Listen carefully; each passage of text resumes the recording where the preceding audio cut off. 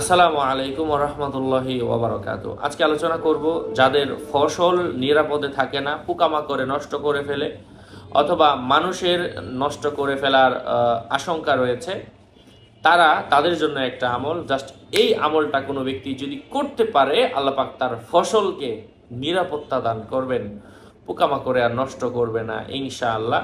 সাথে যুক্ত আছে আমি মুফতি জুবাইর ইমাম। কোরআনের এই আমলটা আপনাদের সাথে শেয়ার করবো ইনশাআল্লাহ। আলোচনা বুঝতে সাথেই থাকবেন। যারা এখনও চ্যানেলটি সাবস্ক্রাইব করেননি, সাবস্ক্রাইব করতে বলবেন না। ভেরিফাই চ্যানেলের ডিসক্রিপশন বক্সে ক্লিক করলে আমার পেজ এবং আইডি আসবে। এটা ছাড়া আলাদা অন্য কোনো পেজ নেই, আইডি নেই, ইমো নেই, হোয়াটসঅ্যাপ নেই, টিকটক নেই। নাম ছবি দেখে বিভ্রান্ত হওয়া যাবে না। প্রত্যেক ভিডিওতে আলাদা আমি সাবধান করি, সতর্ক করি। এটার কাজ কি? এই আয়াত শরীফটা, এই আয়াতে কারিমাটা একটা ছোট্ট কাগজের মধ্যে আপনাকে মিশকা আম্বর জাফরান কালি দিয়ে লিখতে হবে। লিখতে না পারলে আপনি মসজিদের ইমাম সাহেবকে বললেন যে হুজুর আপনি আমাকে লিখে দেন, অথবা আপনি আমাকে দেখাইয়া দেন কিভাবে লিখতে হয়। আপনি কালি সংগ্রহ করেন, অরিজিনাল মিশকা আম্বর জাফরান কালি, অথবা যদি আমি যে কিতাবগুলা থেকে আমল দিই, এই কিতাবগুলোরও যদি প্রয়োজন পড়ে আমার সাথে যোগাযোগ করে নিয়ে নেবেন। 01908183699। এটা ছাড়া অন্য কোনো নাম্বার নেই, কোনো ইমো নেই, হোয়াটসঅ্যাপ নেই। যাই হোক, আমলের কথা বলছিলাম, আমলটা বলি।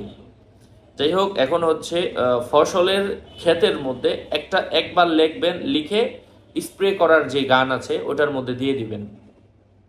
ওটার মধ্যে দিয়ে দিলে ওখান থেকে কিন্তু লেখাগুলা মিশে যাবে, এবং ওটার পানিটা সমগ্র ক্ষেতের মধ্যে সে প্রত্যেক সপ্তাহে একবার ছিটিয়ে দিবে। এভাবে যদি 4 সপ্তাহ দেয় এবং এই আয়াতটা লিখে ক্ষেতের মধ্যে একটা কাঠি দিয়ে মধ্যে এক জায়গায় শুধু ঝুলাইয়া দেয়, ইনশাআল্লাহ আল্লাহ পাকের খাস রাহমত বরকত এটার উপর আসবে। যারা কোরআনের উপর বিশ্বাস রাখেন তাদের জন্য হচ্ছে এই আমল। কোরআন হচ্ছে সর্বোত্তম শিফা, চিকিৎসা।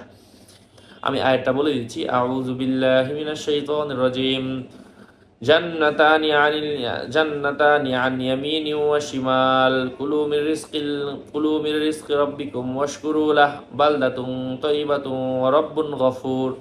এই আয়াতের যে অংশটা এতটুকুই, এর বেশি না, কম না। আল্লাহ বোঝার তৌফিক দান করেন। আসসালামু আলাইকুম ওয়া রাহমাতুল্লাহি ওয়া বারাকাতুহু।